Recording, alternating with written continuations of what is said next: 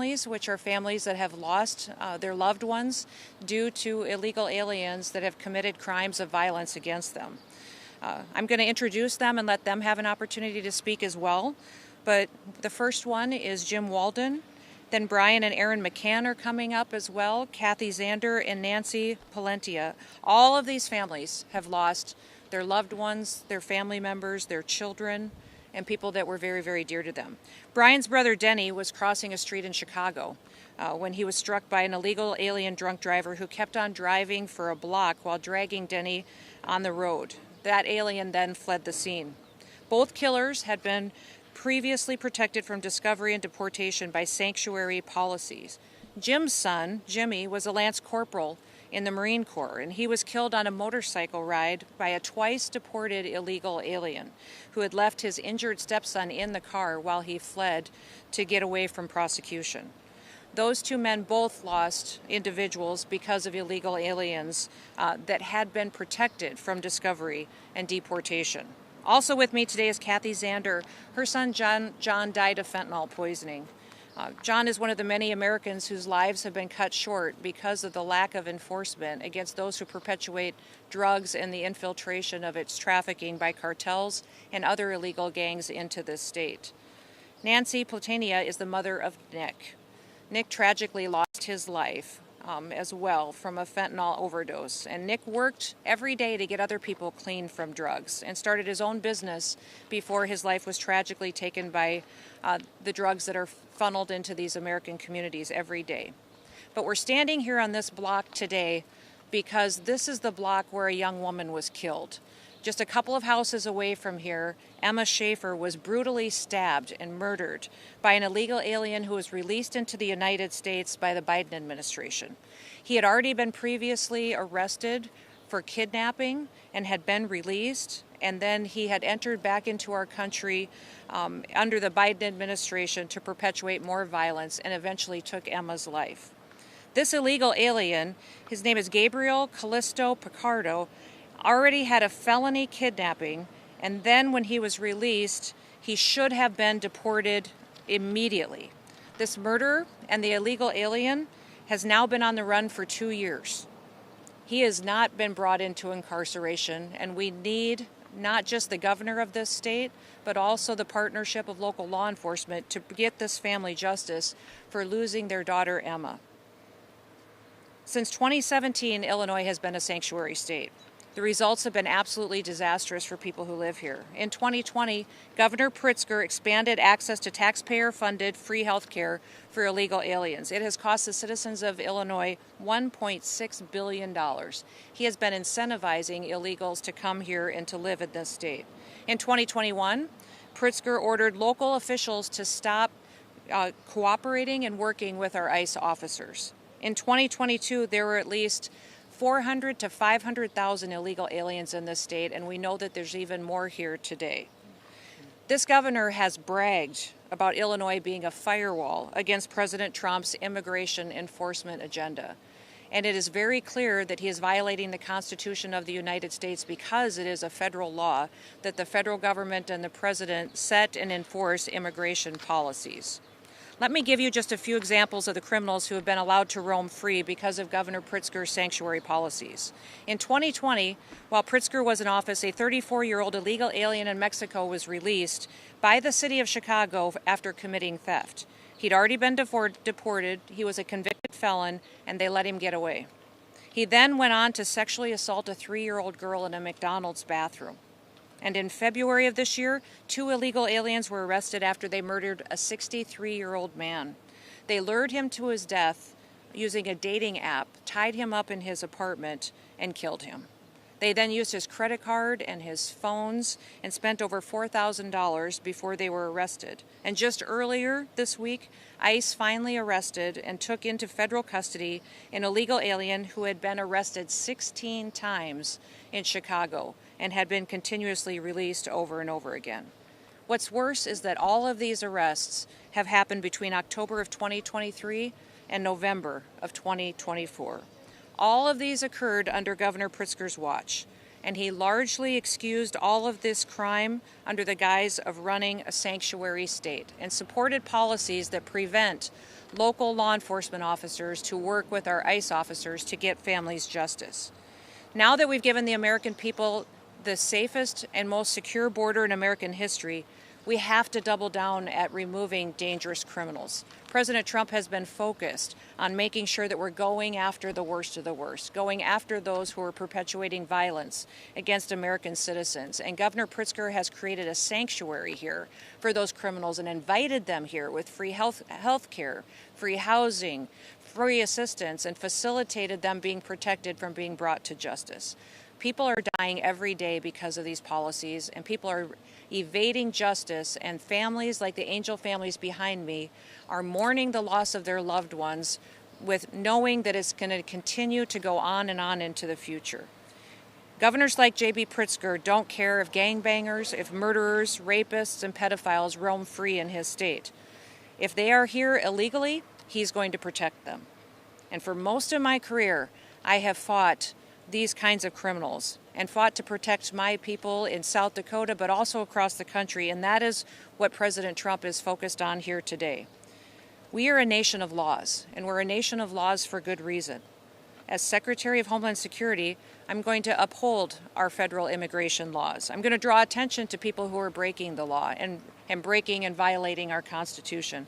I'm going to fight for the victims every single day and draw attention to them as long as we can, and President Trump will continue to do that as well. We should be united as a country around bringing violent criminals to justice and getting them out of the United States of America. People who support sanctuary policies talk about love and compassion. Well, where's the compassion for the families that stand behind me? Where's the compassion for Emma, who died on this street, and her killer is still out, roaming free, with no consequences for his actions? And they already knew he was a violent criminal, had already held a knife to a woman's throat and kidnapped her. They let him go free so he could come back and kill Emma. And for 2 years, J.B. Pritzker has protected individuals like that so that he can stand up and say that he's a sanctuary city and a sanctuary state. Shame on him. And shame on him for standing up the other day and saying Republicans should never know a moment of peace. This country is desperate for peace. It's desperate for safe communities and streets where they can walk their children to school and not have to worry about getting robbed or stabbed.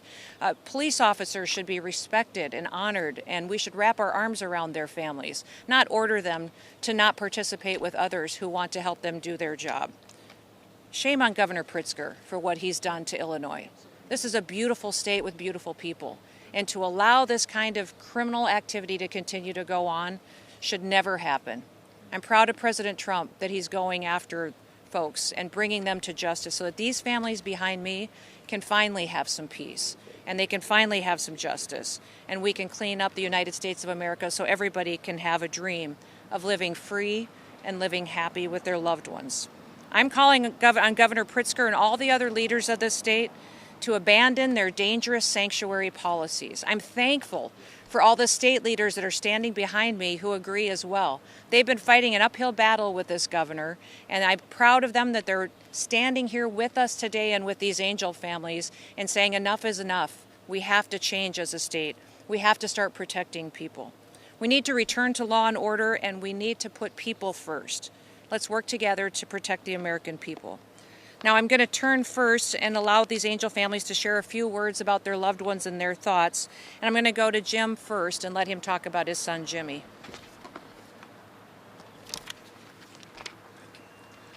Good morning, everyone. As the Secretary referred to, my son was serving in the United States Marine Corps in the intel field. He worked for the National Security Agency. Jimmy was 21 years old. He was hit and killed riding his motorcycle by an illegal that the state of Maryland admitted they knew was illegal 5 years before he killed my son. And in that 5-year period, they'd had him in jail 5 times. He was convicted of domestic violence and put on probation, and he was illegal. Jimmy would have been 30 years old yesterday. We'll never know where he would be, what he would be doing. Last Tuesday, I was in Maryland to testify at the sentencing hearing because he re-entered again for the 3rd time And the maximum they could give him was 46 months in jail for the third reentry. It's ridiculous. And for our governor to get on national television and say that he's going to stand up and protect these people is a gut punch to anybody that's lost one. Nobody, no Angel family's death couldn't be considered an accident. Because if the government had done their job and deported these criminals, they would not have been there to kill our families. And I just wish that I could see my son grow and get married and have kids, but it's never going to happen. He was named after me and my father, James Ray Walden III, and now that legacy stops. There'll never be a fourth, and we'll never know. And all we're left with is the wonder of where he would be and what he would be doing. And it's a hole in your heart that'll never be filled, and it never goes away. You learn to cope and you learn to live with it, but the pain's there every day. And when you see on national television that they're protecting the people that have done this, it just brings it all back to the surface. You start all over again from day one. I just call on Governor Pritzker to be a true governor and stand by the federal laws and deport every one of them. Every one of them. I don't care if they're 2 or 20 or 80. Send them back. We have a path to citizenship. It's called the naturalization process. Use it. Thank you all for coming, and I appreciate the time. Pardon me? Walden. Yes. Thank you. Thank you. Peoria. I'm going to next invite Kathy Zander to come up and share some thoughts, but also to talk about her son, John, as well. My name is Kathy Zander. I lost my son to a fentanyl poisoning. My son did make a choice to snort a line of cocaine, which was spiked with fentanyl. I'm sure now with this administration, everybody's heard of fentanyl. We all know it's a weapon of mass destruction, and we all know it's flooding our streets. We all know where it's coming from, and it needs to stop. Turning your head can't happen anymore. We are losing 300 Americans a day on American soil, and nobody is talking about it. At some point, when it hits someone's family, they look for people like us because they can't verbalize what's going on with them. So they find comfort in a comfort zone and a path where everyone knows what's going on. Again, I'm happy for DuPage County Sheriff. He was the only one that listened to me when this happened, and I'm thankful that he's running for governor, and I pray to God he wins. Kathy with a K. Zander, Zander, Carroll Stream, Illinois, DuPage County. Next, I'm going to invite Nancy to come up. Nancy's going to share with you a little bit about her son, Nick. Hi, I'm Nancy Platania, and I lost my son, Nick, to fentanyl and xylazine. He was 37 when he died. Nick was introduced to fentanyl when he had surgery. They put a fentanyl patch on him in the hospital for 5 days, took it off and said, "You're done. See you in 10 days for a checkup." And that's how he became addicted to heroin, because he couldn't get the fentanyl. And he was clean and sober for 19 months. And in that 19 months, he was able to help numerous people get into treatment. He was the one that they would call. He would go pick them up off the streets of downtown Chicago if they were willing to go. The amount of people he saved was amazing. And he chose to do it one more time. There was no heroin in it at all. It was all fentanyl and xylazine. And in DuPage, supposedly he was the second victim of xylazine in 2021. And since then, xylazine is pretty common everywhere now. He never got married. He didn't have any kids. And because of the drugs coming through the open borders, along with all the people that didn't belong here, he is one of those many children that everyone has lost to the drug. And the immigrants need to stop, and so does the flow of the drugs. It's just unbelievable, and no one seems to care. No one about the fentanyl issue, and it's as clear as day. Thank you. I'm going to invite Brian to come up and share his brother's story. He lost his brother Denny in Chicago in a horrific way, and I'm just so proud of him for standing up here and being willing to talk about it and about the changes that need to happen here in Illinois. Thank you. My name's Brian McCann. My brother Dennis was killed violently in the Logan Square neighborhood in June of 2011. He was killed by an illegal alien, one Saul Chavez, who had been convicted of a similar crime, although with no death involved, 2 years prior. And he was not deported because Chicago and Cook County had already established a sanctuary system. And 2 months after my brother was killed, Cook County encoded the law and passed the sanctuary law. A year after that, the city did, and about 7 or 8 years, Pritzker signed Illinois to go sanctuary. So we're one of the most notorious sanctuary states in the Union. Before I go on, though, I'd like to say a word about an organization that I founded on behalf of victims. It's called Advocates for Victims of Illegal Alien Crime. We work with victims all over the country. We've testified before Congress. We've done many pressers like this. I've even written a book called Death in Chicago, a Sanctuary City. We're very active in this work. We work with other entities like FAIR, and we lobby in Congress. I'd like to also say a kind word about Secretary Noem. She did a tremendous job yesterday before a congressional committee, and she withstood the ignorant questioning by Laura Underwood, who was my former congresswoman, and she has the audacity to want to run for governor. I can't believe it when I watched that yesterday. The secretary did. She represented our interests so well yesterday, as she's doing today and will continue to do as her tenure as Secretary of Homeland Security. The good news is, if I can say it, after writing several letters, I prevailed on the FBI and the former secretary and Senator Durbin to do something about extraditing my brother's killer. He fled to Mexico, and he lived down there for about 9 years, and I finally got a call about 4 years ago that they were going to bring him back home, and we spent to the Cook County courts. He's now residing in a downstate prison, serving time for the crime that he committed. My brother's family survives. He was a grandfather at the time. He was 66 years old, and he was on his way to call on a Hispanic Mexican restaurateur.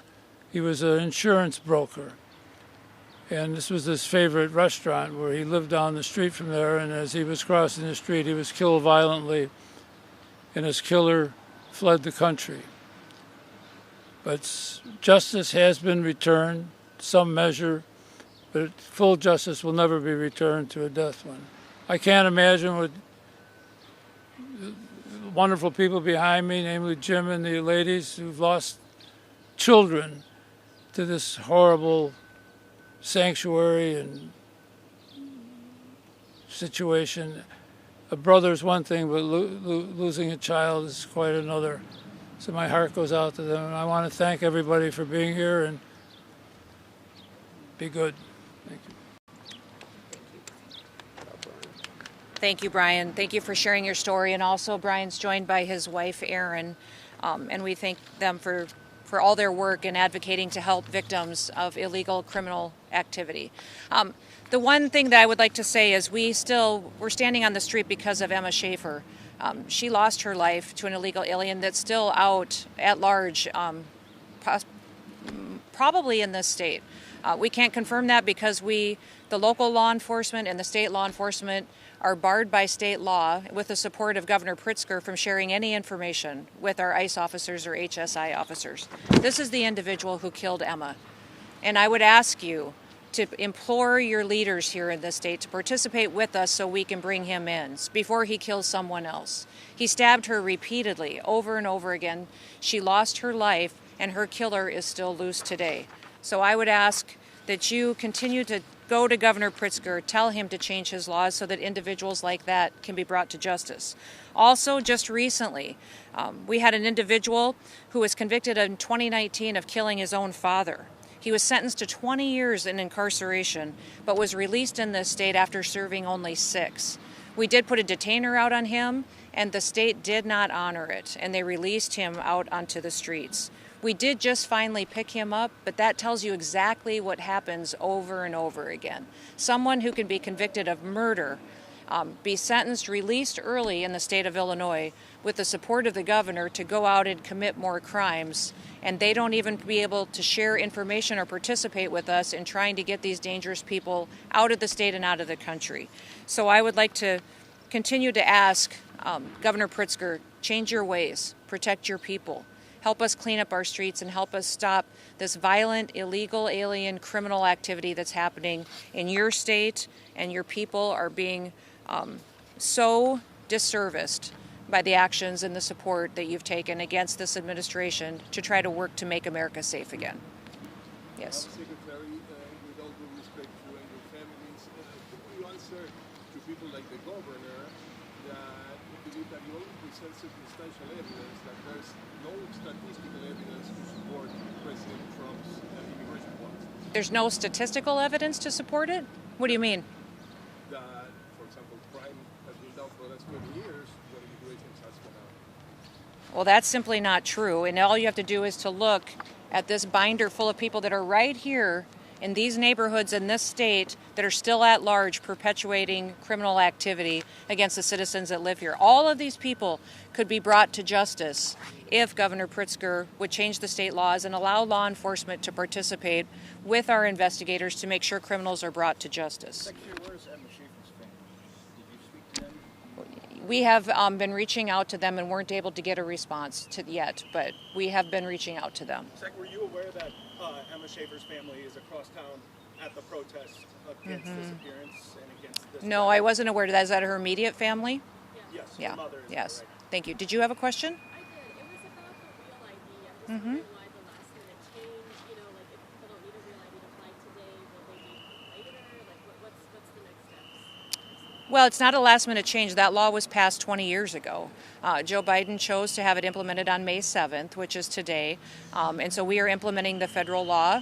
And it's a valid ID that will be able to go forward and to make sure that we know who's traveling on our federal transportation system. So people will be able to prove their legal status, who they are, and that they are supposed to be here. Secretary, Yes. Secretary, Governor Pritzker has repeatedly said that he believes that people who are illegally in this country and commit violent crimes should be supported. What's your response to that? Then he should participate with us. He should change the state law that allows his local law enforcement to participate with us to make sure that we can share that information to bring people to justice. Secretary, as far as I don't know if you have statistics or even estimates out of the number of people who are in this country illegally today, and out of those individuals, how many criminal records? Oh, we believe in the millions of criminal records. It'll be different kinds of charges and different kinds of, based on, it could be theft, petty crime, but it could be murder, rape, but many, many of them that we need to bring. Yes. There have been reports that the administration is considering sending migrants to Libya. Is that true? Or could you explain how that would work? I can't confirm anything. Thank you. Thank you all. Thank you, guys. Thank you all. Thank you guys for being here. Thank you all. Any follow-ups, public affairs officials, please reach out to us. Oh, yes. It's got all my information. Yeah. Thank you so much. Good to see you.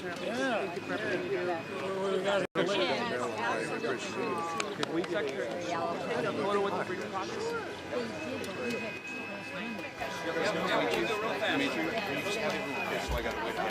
Guys, can we back this way a little bit so she has 1, 2, 3. Perfect, thank you.